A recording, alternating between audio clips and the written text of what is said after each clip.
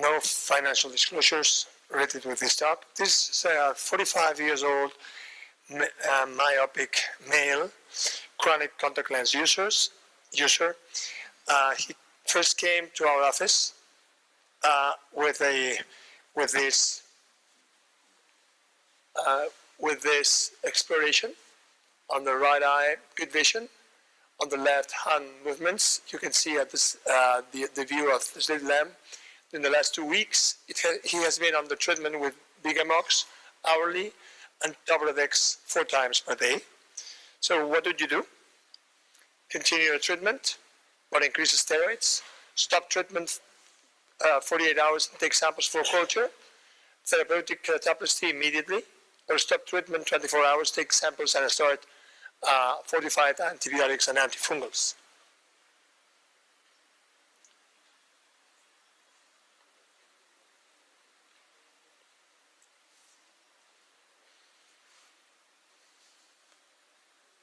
Let's see what the audience.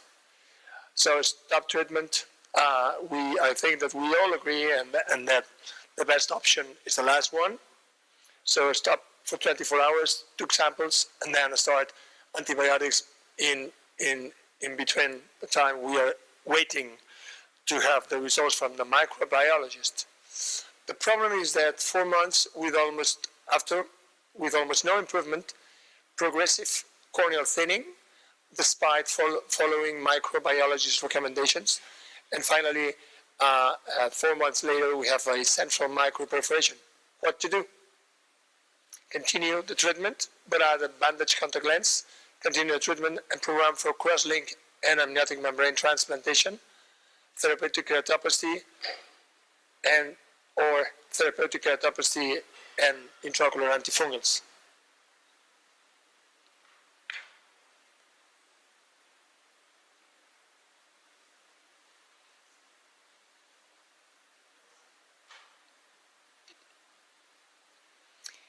Well, again, most of us, about 2/3 of us, would do the same. That's what we did. So in those cases, to handle these microperforations, there are a variety of options. In order to have a good trephination, you can use some glue, cyanoacrylate, then reform anterior chamber and then refine. Or you can use this high viscosity viscoelastic, which with small perforations works quite well to maintain a nice shape of the anterior chamber.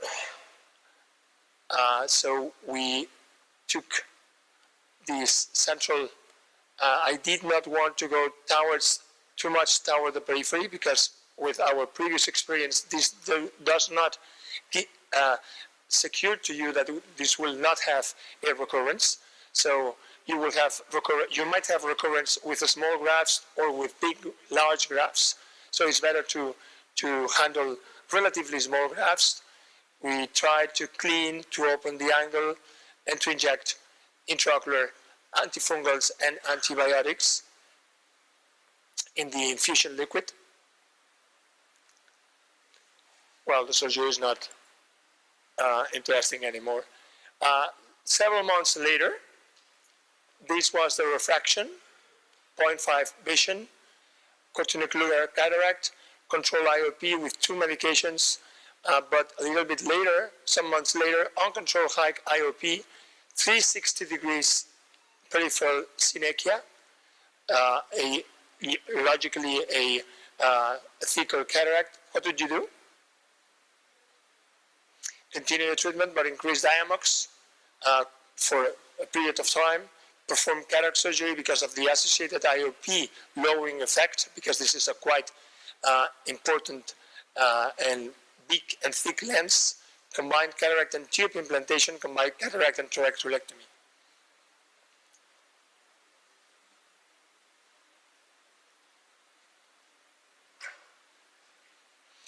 Combined cataract and tube implantation and combined cataract and thoracolectomy are basically what most of you would do, and that's what we also did. We did a combined surgery with the glaucoma team. Elena Arrondo prepared first the tube, then the reservoir.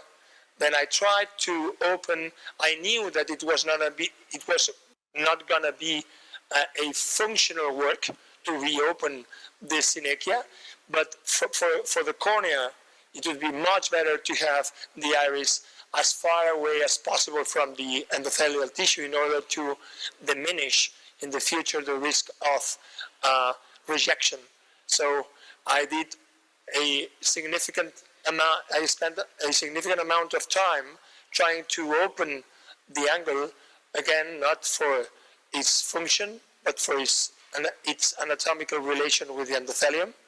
Then we proceed with the cataract surgery. Was obviously in those cases what you need to care specifically is to continue inject dispersive viscoelastic to constantly protect the endothelium during your maneuvers, because you need so long time for both the phacoemulsification and the irrigation aspiration. And then we implant the lens, a spherical lens, obviously. And Elena, after cataract surgery, implant the tube. This is our standard when we do combined surgeries.